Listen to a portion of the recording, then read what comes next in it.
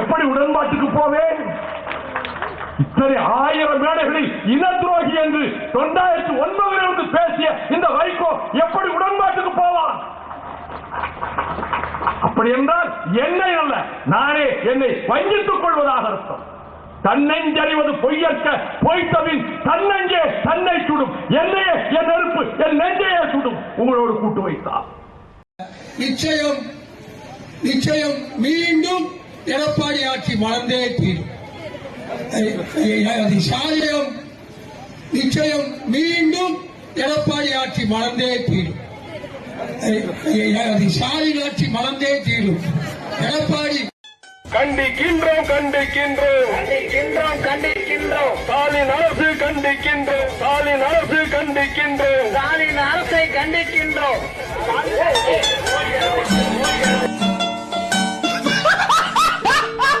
முதல்வரோட முதல் வார்த்தையை ஆட்சி பொறுப்பேற்றுன்னு சொல்ல வார்த்தை, எங்களுக்கு வாக்களித்தவர்கள் இந்த ஆட்சியினுடைய செயல்பாடுகள் இன்றி மகிழ்வார்கள்.